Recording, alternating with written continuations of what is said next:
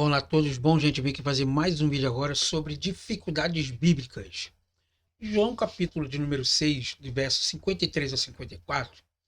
O que Jesus queria dizer quando afirmou que nós deveríamos comer a sua carne?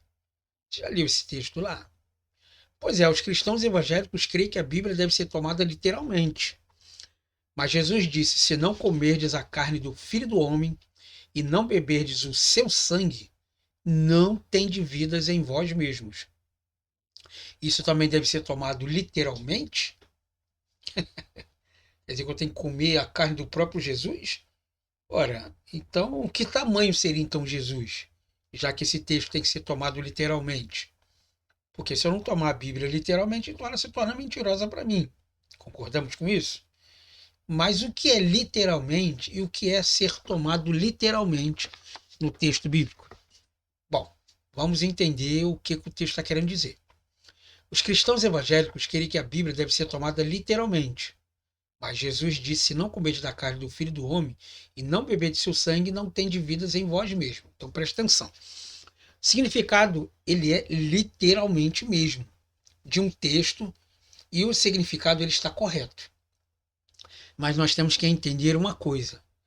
Quando ele diz que eu sou o pão da vida, ele está dando uma analogia, dizendo de que quando o pão que sacia a minha fome, ele está fazendo uma representação analógica de que ele é o pão da vida.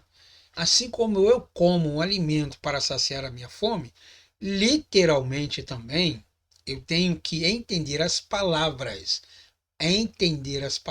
não objetivas, mas abstratas, de que Jesus está dizendo que comer a carne dele, ou seja, fazer parte dele, como um pacto com ele, eu também seria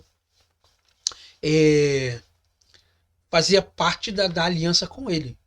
Então, nós temos aqui então quando ele diz assim, ó, eu sou a videira verdadeira e que ele é a real fonte da nossa vida espiritual.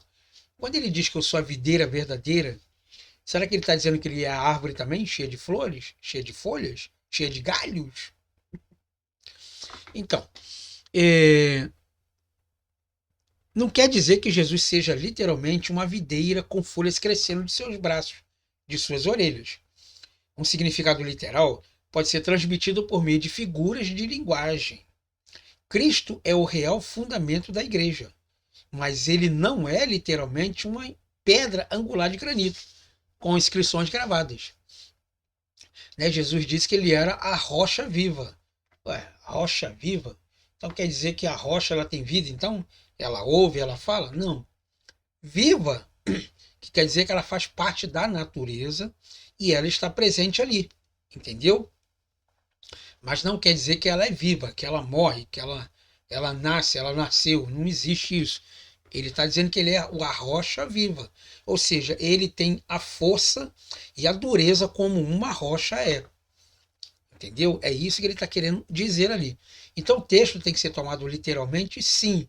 Mas certas coisas nós temos que tomar ele analogicamente, certo? Emprestado do seu contexto.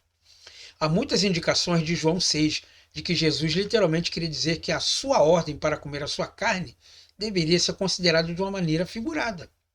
Primeiro, Jesus afirmou que a sua declaração não deveria ser tomada como sentido materialista, quando ele diz: as minhas palavras que eu vou e tenho dito são espírito e são vida. Segundo, seria um absurdo e um canibalismo considerá-la como um sentido físico. Terceiro, ele não estava falando da vida física, mas da vida eterna, a vida espiritual. Quarto, ele chamou a si mesmo de o pão da vida e constatou este pão com o pão físico, que era o maná, que no passado os judeus comeram no deserto. Quinto, ele usou a figura de comer a sua carne paralelamente à ideia de permanecer nele, que representa outra figura de linguagem.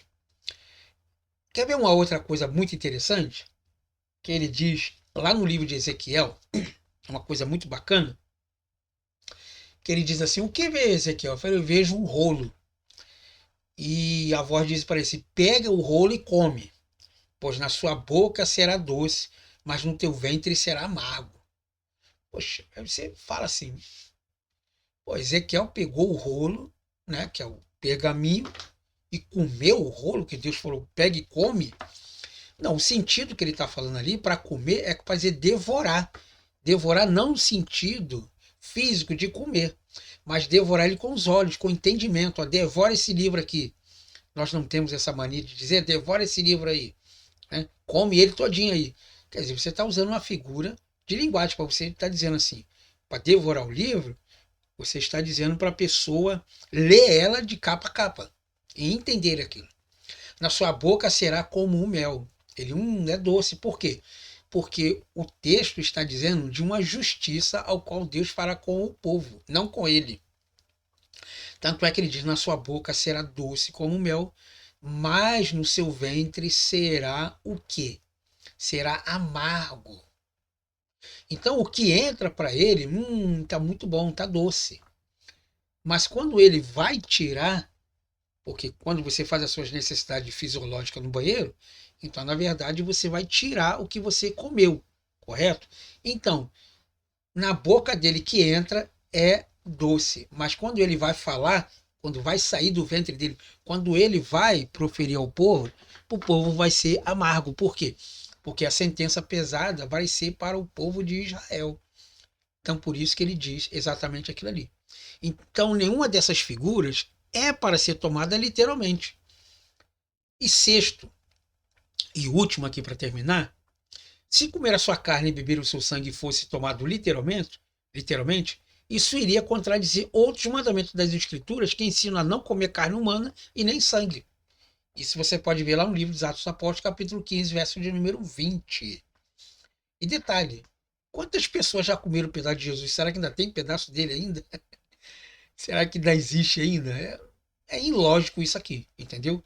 Então, finalmente, em vista do sentido figurado, esse versículo não pode ser usado em apoio ao conceito católico romano da transubstanciação, ou de comer o real corpo de Jesus na comunhão, que os católicos apostólicos romanos acreditam que na ceia, literalmente aquele pão que é servido lá, o cálice, e quando você bebe do vinho ali, né, do suco, aquele cálice realmente representa o sangue de Cristo, literalmente.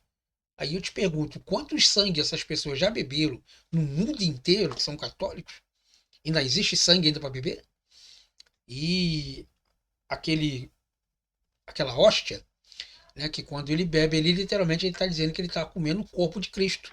E quantos pedaços de corpo de Cristo, então, já foram colocados? Então, na verdade, ali, quando você lê, então, não é uma forma atributiva, mas é subjetiva ali, ao qual você tem que entender que ali está usando de uma analogia, tá bom? Para o pessoal entender literalmente e excepcionalmente do que Jesus estava falando lá, tá bom? Eu sou o professor André Marcelino, você está no canal de Cabanas Escrituras.